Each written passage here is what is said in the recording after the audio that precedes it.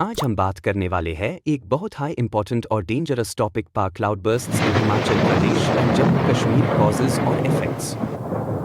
हर साल मॉनसून के time Himalayan reason के लोग एक बड़ी मुसीबत फेस करते हैं। अचानक से तेज बारिश, फ्लैश फ्लड्स, लैंडस्लाइड्स और लोगों की जान भी जाती है। और इन सब डिजास्टर्स में सबसे ज्यादा खतरनाक होता है क्लाउडबर्स्ट। सबसे पहले समझते हैं कि क्लाउडबर्स्ट होता क्या है। सिंपल शब्दों में, जब एक छोटे से एरिया में बहुत कम वक्त में ज्यादा बारिश हो जाती है, उससे हम क्लाउडबर्स्ट कहते हैं। जैसे आसमां से एकदम बाल्टियों के हिसाब से पानी गिर रहा हो। टेक्निकल टर्म में बोले तो अगर 100 मिलीमीटर से ज्यादा बारिश एक घंटे में हो जाए तो यूज क्लाउडबर्स्ट कहा जाता है। अब सवाल ये है कि ये ज्यादातर हिमाचल और जे में हाई क्यों होते हैं। रीजन है हिमालयस का जियोग्राफी।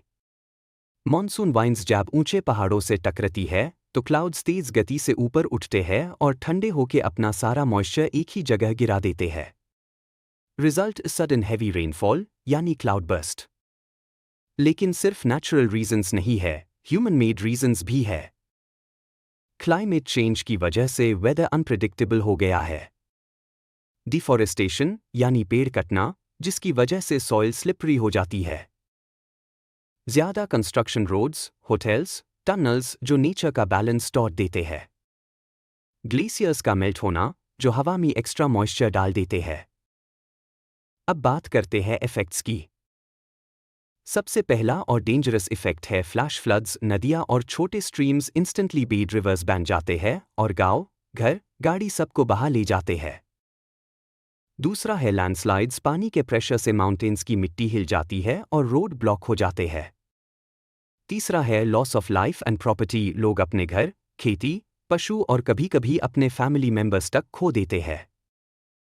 और टूरिज्म इंडस्ट्री भी बहुत डैमेज होती है, जो हिमाचल और जे की मेन इनकम सोर्स है। दोस्तों, एक एग्जाम्पल है 2010 लेह क्लाउडबर्स्ट, जिसमें एक ही रात में 200 से ज्यादा लोग मर गए थे। रीसेंट ईयर्स में भी किश्तवाड़ और हिमाचल के कई विलेजेस क्लाउडबर्स्ट की वजह से बर्बाद हो गए। अब सवाल है, सॉल्यूशन क्या है। सबसे पहले अर्ली वार्निंग सिस्टम्स और वेदर फोरकास्टिंग को इंप्रूव करना होगा। पेड़ लगाने होंगे और जंगलों को प्रोटेक्ट करना होगा। हिल एरियाज में कंस्ट्रक्शन के लिए स्ट्रिक्ट रूल्स फॉलो करने होंगे। और सबसे इंपॉर्टेंट, लोकल लॉग ऑन और टूरिस्ट्स को अवेयरनेस होनी चाहिए कि नेचर के रूल्स के खिलाफ नहीं जाना चाहिए। तो दोस्तों, कंक्लूजन में बस इतना ही कहना है कि क्लाउडबर्स्ट्स एक वार्निंग है कि प्रकृति हमसे ज्यादा पावरफुल है। अगर हम एनवायरनमेंट के साथ बैलेंस बन के रखेंगे तो डिजास्टर्स कम हो सकते हैं। आज हम बात